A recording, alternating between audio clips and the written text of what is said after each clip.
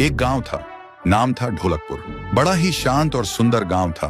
लोग हमेशा खुशी से झूमते थे क्योंकि उस गांव में रहता था महाराज रायस्टार, जो अपने गांव के लिए एक शेर था जो कभी अपने लोगों के साथ गलत होने नहीं देता था। लेकिन उस गांव में छुपा था एक डरावना राज, एक राज जो सबके दिल में था पर जुबान पे नहीं। गांव के बीच एक सूखा हुआ पेड़ था जिसे लोग कहते थे श्रापित पेड़। ना कोई उसके पास जाता, ना कोई उससे आंख मिलाता। हर पूर्णिमा के अगले दिन उस पेड़ के नीचे एक लाश मिलती थी। लोग कहते रात में कोई आता है और लाश छोड़ जाता है, लेकिन कभी किसी ने कुछ देखा नहीं और देखता भी कैसे। जो देखता वो अगले दिन पेड़ के नीचे होता था। एक दिन रायस्टार ने ठान लिया, बस अब और नहीं, इस राज का अंत मैं ही करूंगा, क्योंकि ढोलकपुर का नाम मिट्टी में मिल रहा था। फिर एक पूर्णिमा की रात रायस्टार चुपके से जाकर पेड़ के पास बैठ गया। रात के 2 बजे एक आवाज आई, थुंग थुंग थुंग थुंग थुंग थुंग थुंग थुंग थुंग सहूर।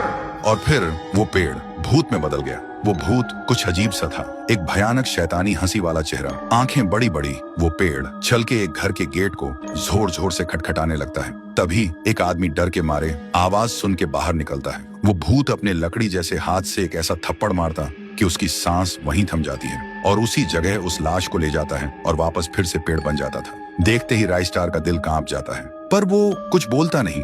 सुबह लोग भीड़ में जमा हुए और रायस्टार ने पहली बार उस पेड़ से बात करने की कोशिश की। पेड़ के अंदर से एक आवाज निकली, क्या तुम सब भूल गए मुझे? रायस्टार बोलता है, तू कौन है?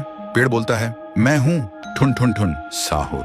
एक वक्त था जब मैं भी इस गांव का एक प्यारा सा बच्चा था, लेकिन 100 साल पहले मुझे इसी पेड़ से रस्सी बांधकर उल्टा लटका दिया गया, गांव वालों की आंखों के सामने, और मेरी मौत को तमाशा बना दिया गया, सिर्फ इसलिए क्योंकि मैंने एक राज देख लिया था जो लोग छुपाना चाहते थे। और उसी पल से मेरी रूह इस पेड़ से जुड़ गई।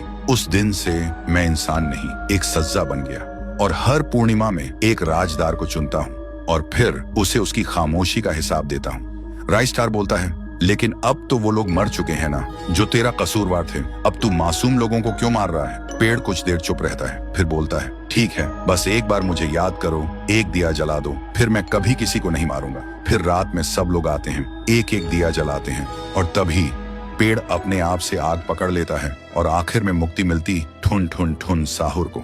उस दिन के बाद गांव में कभी कोई लाश नहीं मिली। हर पूर्णिमा में लोग एक दिया जलाकर उसकी यादों को जिंदा रखते हैं, क्योंकि अगर भूल गए तो सपने में एक आवाज सुनाई देती थी, थुंग थुंग थुंग थुंग थुंग थुंग थुंग थुंग थुंग सहूर।